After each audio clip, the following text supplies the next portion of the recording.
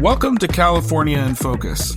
I'm David Mastio, and today we're talking about the Democrats' new proposal to address the state's $73 billion budget deficit.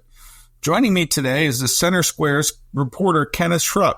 Kenneth, I'm just kind of stunned a little bit here because I read that the Democrats have come up with cuts for the budget deficit, but it's only $2 billion in addressing a $73 billion budget deficit. Is that right? That is correct, David. They are mostly planning to spend $12.2 billion in the state's rainy day fund to make up for some of the deficit, but that doesn't really make any kind of impact. The state cannot afford to not cut more than this. The governor, who's also a Democrat, has a proposal to address the budget deficit. Is it bigger or smaller than the legislative Democrats' proposal?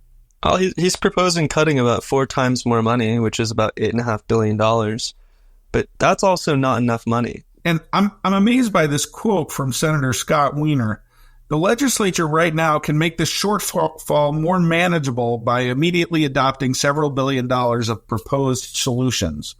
I know what a solution is, and a solution gets rid of a problem. You know, if you have a headache, you take aspirin. That's a solution. They're not proposing anything close to a solution, are they? Yeah, I wouldn't even call this a Band-Aid. Do the Democrats believe that we have a $73 billion deficit? Well, the state-run Legislative Analyst office, which is non-partisan, says that we have a $73 billion deficit most likely for this year. That number, of course, is going to be revised upward most likely, and I'll explain why later. Newsom uses some of the most charitable assumptions in the LAO's report, saying, oh, well, it's actually only $38 billion deficit because we're just going to use the rosier revenue scenario in the likely range. It's really not likely. Since then, there was a $15 billion estimate in lost revenue, and he's also including this $15 billion cut he's making to education due to baseline revenue changes. So he's really doing some voodoo to take out $30 billion from the deficit. California Democrats just added $15 billion to his number just to make things simple and more honest. These estimates fall well below the LAO's estimate, and we're likely to see this continue to be a bigger and bigger number, and there seems to be very little appetite among Democratic legislature to make any cuts. So of this proposed $2.1 billion in spending cuts, these minimal cuts that the Democrats have proposed, where are they going to come from? Well, there's going to be an $800 million cut from education, $400 million from resources and energy, just $1 million from health and human services, $32 million from general government, and $822 million from public safety, transportation, and labor. But just for context, the state budget is a few $100 billion.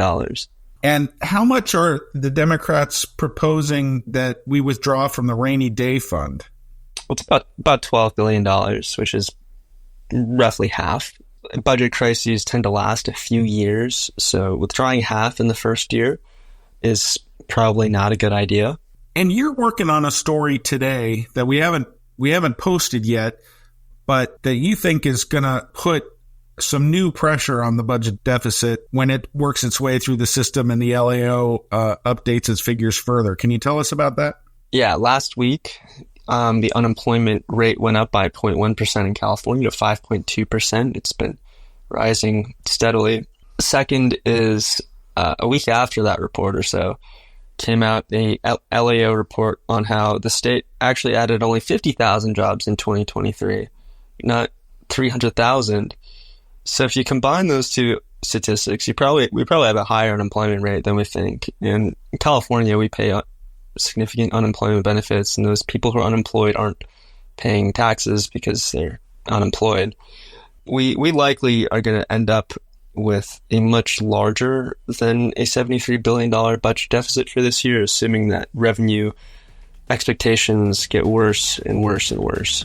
Thanks for joining us today, Kenneth. Listeners can keep up with this story and more at thecentersquare.com. Some people would call him a loser. He ran for state office. He was beaten. He started a business. He failed. He ran for Congress. He lost. He was nominated for vice president. He lost again. But he knew only those who never tried are the real losers. And Abraham Lincoln was no loser. Persistence. Pass it on. From the Foundation for a Better Life. Add value